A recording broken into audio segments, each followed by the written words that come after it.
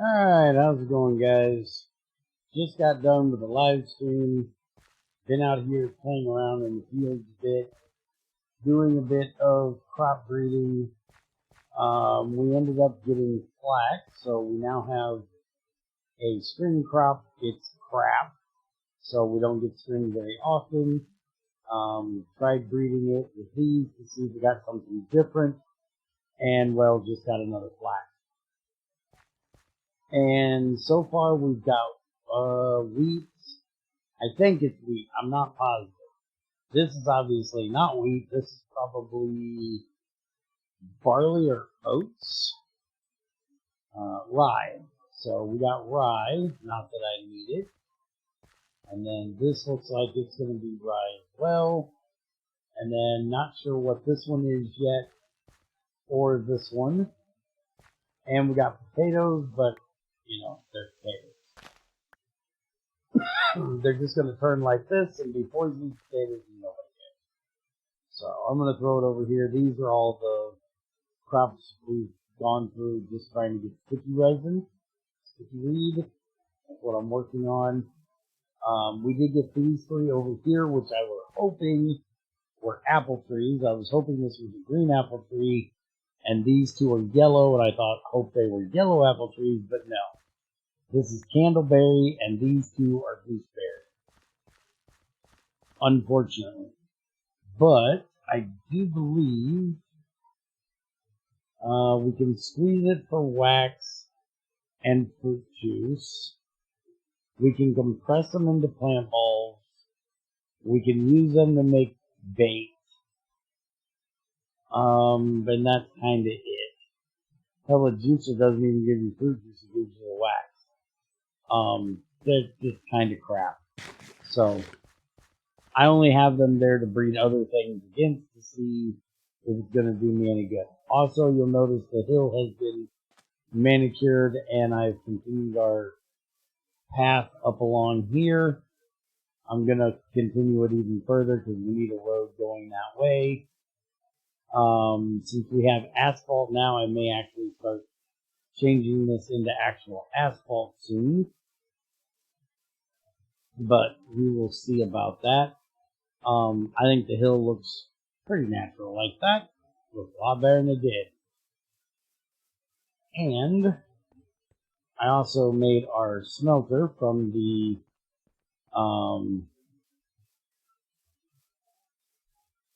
tungsten crucible we made last time.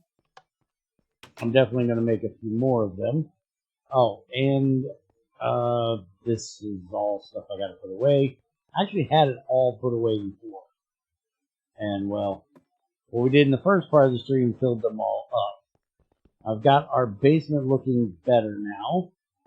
And I put in this bath here for creosote so I can make treated sticks to make our crop sticks and not have to sit there and do it manually. I just bring the sticks down and throw them in and come back and check it later. There's a filter here for creosote, because there is glue also in here and I didn't want to get glue in there. I have been thinking though about putting glue in a bath, because we can do glue in a bath. Oh no, it's not in a bath. It's in a mixer, isn't it? Yeah. In a mixer with wood pulp will make us wood pellets. And the wood pellets we can use to smelt one item, or we can turn it into a small thing of charcoal and get creosote from it as well. So that's a good way of taking all of our excess glue and turning it into a fuel that we can use with all the rest of the fuels we use, and get a little bit of creosote out of it, and then we don't have to have the glue and the creosote running around to be burnt off, or burning them off separate. Also, I am making black bronze. I need to make more red steel. I'm pretty much out of red steel. I think I got one ingot left. I've been making all my wrenches out of either ultimate or steel. Steel is there for crafting, ultimate is there for me. And turn processing back on, just running through a whole bunch of lignite mainly. And all the coke ovens have been running, so back up to 3,000 on those. Next time we have a stream, I'm going to automate them out and automate the ash back into the distillation tower, so it can run non-stop. Also, during the live stream, we set up a pipe underneath here. None of them are connected to the tank yet, but I set this up all the way through all 4 of our fuels. That way we can get our liquid fuel into where we need it for all of our mixers and things like that. For going to this building, I may use nether portals, but seeing how we will need some of them in this building, back here on this back stretch, we're going to need it. I did run it through here, and it's ran all the way down through. And by the way, the basement is complete now, along with a little passageway and a basement dug out for the acid building. And this is how far the pipe has gotten. It's going to take a lot more rubber to get it done, but I at least got it over to here. Then we're just going to go up the back side of each one of these to connect them, and then we got to get to all of the other ones. But now for the meat and potatoes of what we're doing today, we are going to finally finish automating with, sort of automating our tantalum process. Which I need to get this turned off. Oh, ethanol's full. I went and got a thing and forgot to put that on because I need some more ethanol. Now I just gotta remember where it's at. One of these is a cover.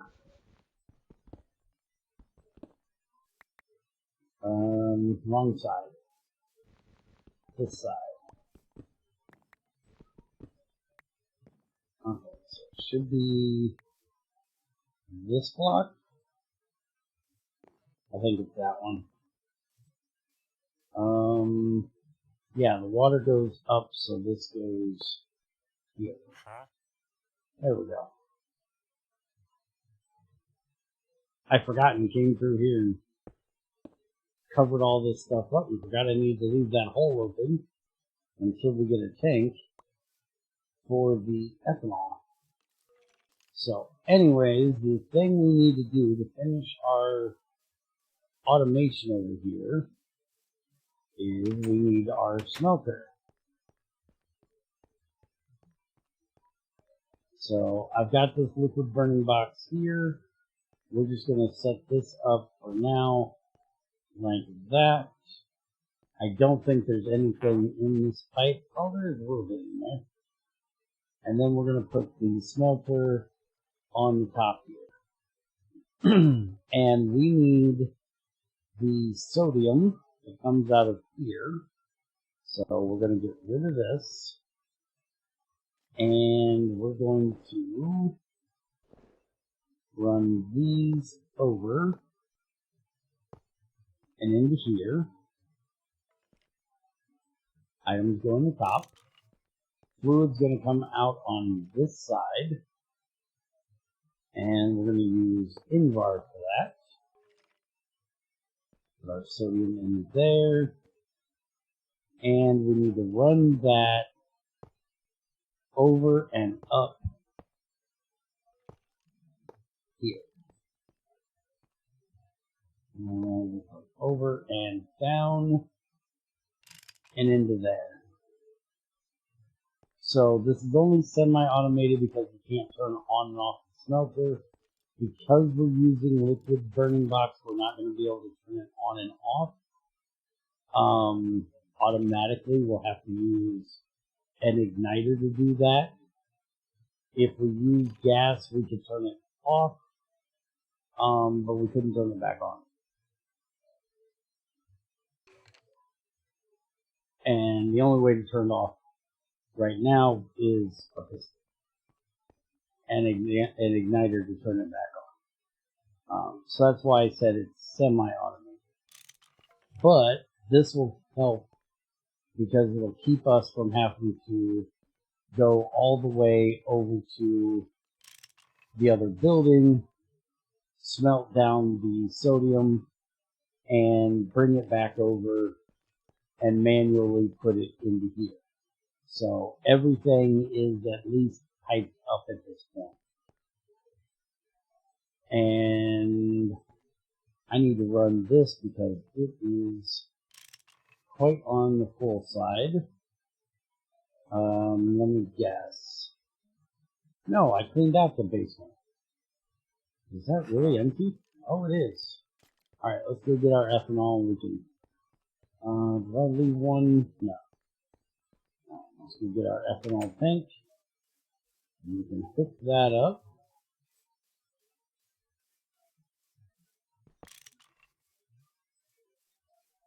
And I probably should come inside and turn off that distillery. Oh no, it still can run. We can turn off the fermenter though. It's definitely done.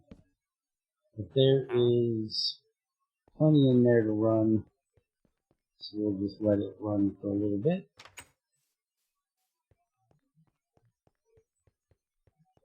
And now we can put this back on there. That can take off and do its thing to make us more hydrogen chloride. This just got done with its run, so now we can turn that on. That will smelt up the sodium. It'll have no solid output. And we can go ahead and turn it back off for a minute. You can see the bath is already running. So that's running the next batch through there. We can turn this back on if we needed to run it, but we don't really need to. And this will turn back on here in just a second as soon as this pops out its first bit here. There we go. Now it'll turn back on and it'll just continue the loop. There's our Tantalum. Alright, so once we get a decent amount of, once we get the circuits and get the electricity, then we can make this more automated.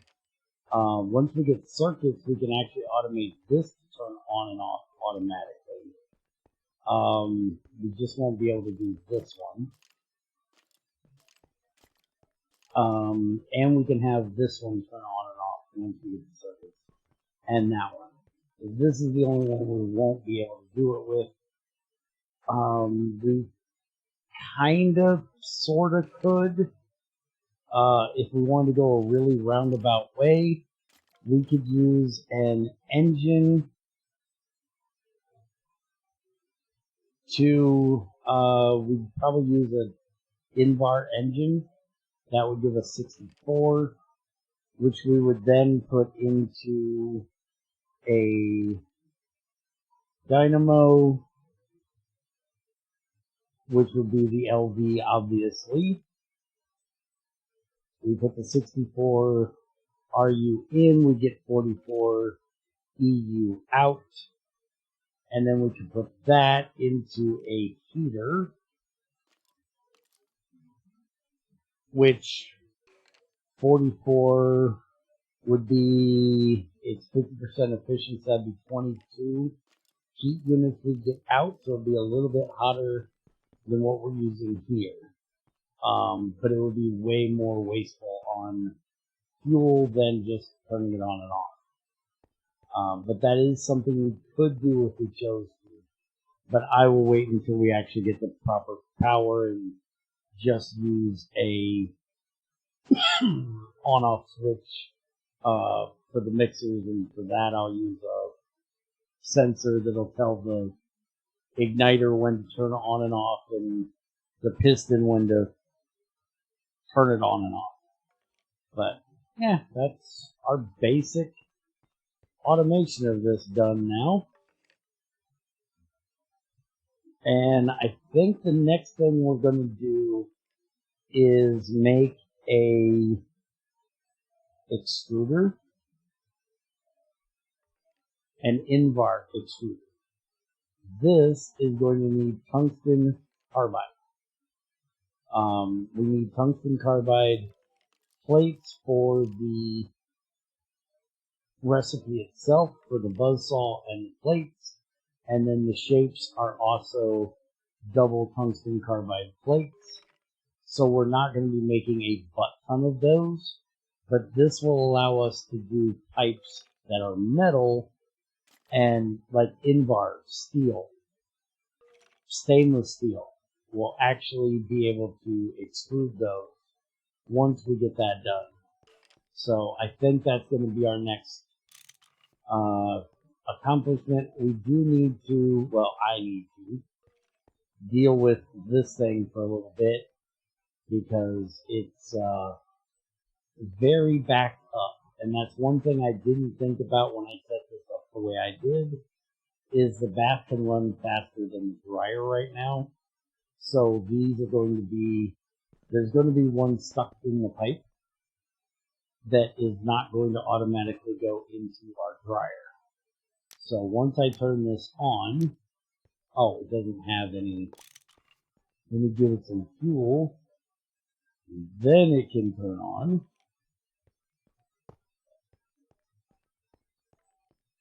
By the way, when we had the live stream hunting for tungsten the other day, I got more matchboxes. That's where the matchboxes came from. No, I still have not gone and mined any apatite so I can make my own matches. But because of how slow this is, it is not going to keep up with this. So I just need to run this for a bit.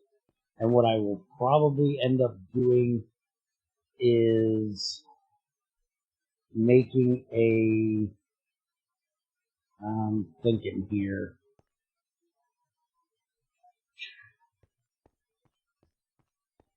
because I could put a hopper here. Oh, you know what I could do? I could use an extender here. Except it wouldn't pull the things out. Crap. That wouldn't work either. I was thinking about putting a hopper here, but a hopper will not pull it. I may literally just have to move this over one block. But I think what we'll do is we'll wait until I get the better burning box here. I'm going to make a Tantalum hafnium carbide burning box, which will make this run way faster. I'll have to upgrade this to Invar, obviously, before I do that, and see if it can then keep up with this. But once this gets done, this is still the first one. Really slow.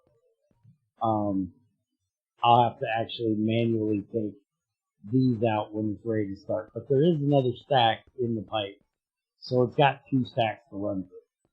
So I'm going to let it run through a bit of that and start making the tungsten. And on Wednesday, we should be making our extruder. So, well, I have to get the crucible set up done for the Tantalum. So we may have a live stream on Monday.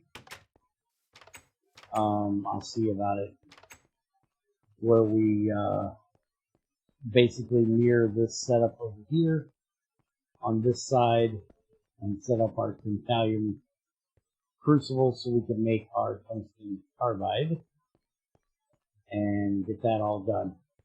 I hope you guys enjoyed. I will see you next time. Oh, before I leave out of there, we need crucible. I need my cookie. There is my cookie for making our smelter. So the only thing not done here is the chromium and the iridium crucible, which is an alternative to these two. Not really worried about doing that.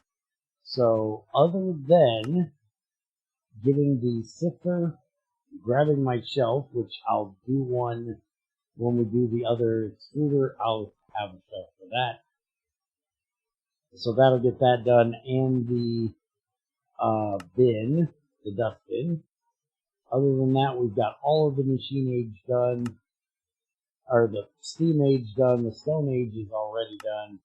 Machine age, we just got a few more machines to do, and we'll have it completed.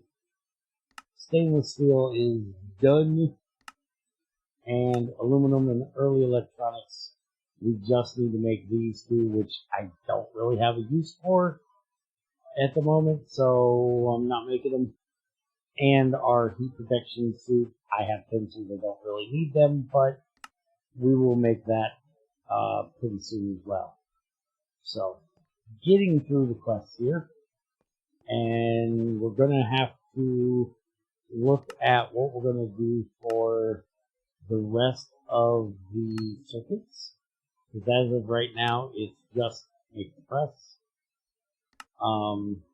which technically, excuse me, part of this should be locked behind oil and plastic, because we have to get this done to make the circuits. So this should unlock the quest to make the circuit boards, which will come after making the press. But we need to get the titanium stuff set up before we get into doing that, which we'll do at some point. Oh, and apparently my white horse is racist.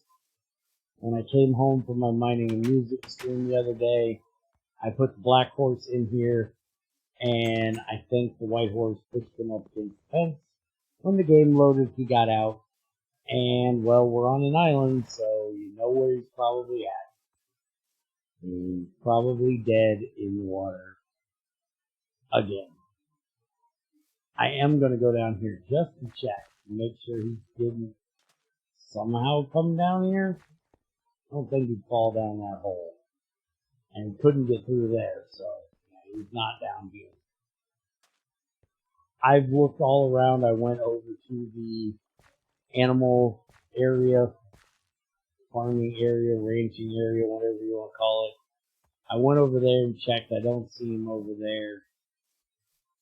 So I'm just guessing he's went for a swim and is gone. Unfortunately, this is like the third or fourth black horse I've tried to have, and Greg's killed in water. So I'm not gonna have. I'll just stick with the white horse and the donkey. Anyway, now I'm gonna grab some of this resin so we can get some more rubber pipes done. And I will let you guys go. Have a good one. See you next time.